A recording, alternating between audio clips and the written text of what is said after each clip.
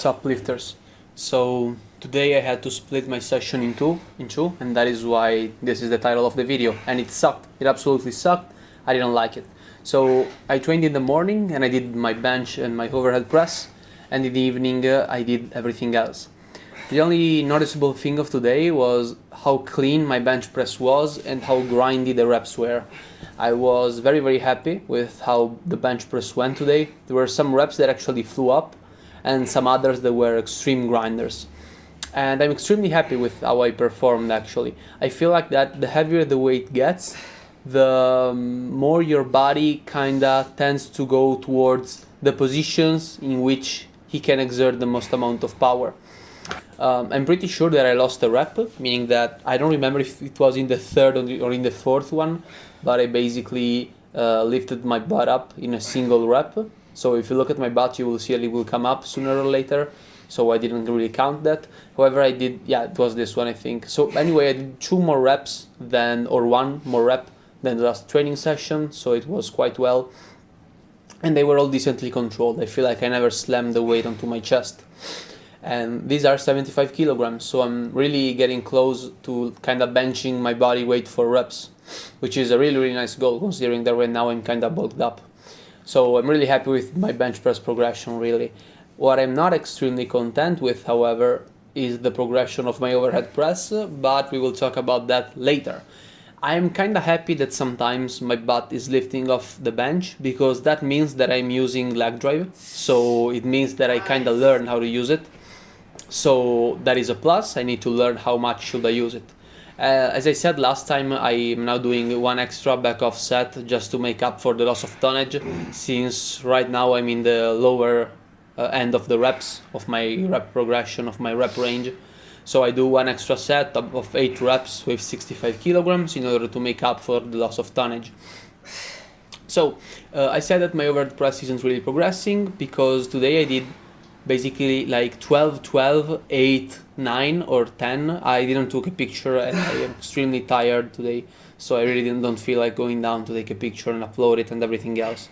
So you notice that my first 2 sets are going well because last time I also did 12, 11, today I did 12, 12, but the third set something happens and I completely shut down, and I usually have a huge loss in performance in that moment. And I believe that it's because I kind of lose the groove, right? If you look at me, I never really completely pause and I keep going kind of touch and go with my overhead press. However, in the third one, kind of the fatigue kind of accumulates and I reach a point in which I kind of stop and then I have to press, okay? But right now it's the first set, so I have the strength to kind of press from the bar. However, in the third one, I have no chance. So I need to kind of learn how to keep going touch and rep for the whole duration. This was the morning. Everything that will come next will be the evening. And I did my dips.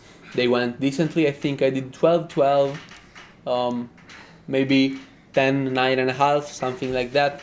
So again, there was this kind of dip in performance.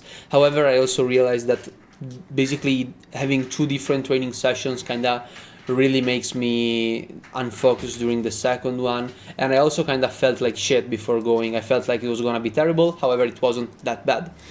I did my Lou raises, which is an exercise that I adore. I really adore it. I completely fell in love with this exercise, and I'm basically considering replacing lat raises just because of how much I love this thing, both for mobility, both for shoulder health, and maybe it is also helping me with keeping my barbell in the correct position when I'm squatting. So I might actually just go for Lou raises from now on. However, it's gonna be hard to progress, so I don't think it will be actually sustainable. We will see. However, you can also see there is some kind of definition in the top of my back, which means that my muscles are getting bigger, since I always had some kind of definition when I was way leaner. If you will look, I will actually release a video in which I will show you when I was the skinniest that I've ever been, and you will see that I had the decent back definition. So these were in a superset, so I did Lou raises and right after my skull crushers, and then I did a tricep at the end of it.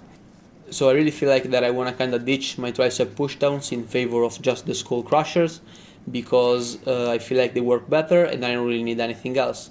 You can see that my back is quite wide, so I really feel like that when I will cut down eventually, or I will just in general slim down a bit my waist area, and I will kind of walk around like that. I mean, I won't be as wide since I'm basically fairing my lats and my shoulders, but I will still look decently sick. I'm still doing my forearm curls quite fastly, but I don't really think that's a problem because the range of motion is so slow that you really don't even have the time to actually control the weight. The squeezes went decently, and as I said, right now I'm prioritizing doing the curls, and I'm gonna alternate it. Maybe in a couple of weeks I will get back at doing everything else. And this was just a try set, so I did these 3 for 4 times as usual. Sorry that today is kind of there were not a lot of clips, but as I said, I was kind of tired. I don't really feel like filming. I felt bad and whatever else. Of course, I really want to document everything, but to me, training comes first. So if I wanted to have a good performance, I also felt like that I didn't have to basically spend too much time recording and doing everything else. So that is it for today's video. See you guys tomorrow.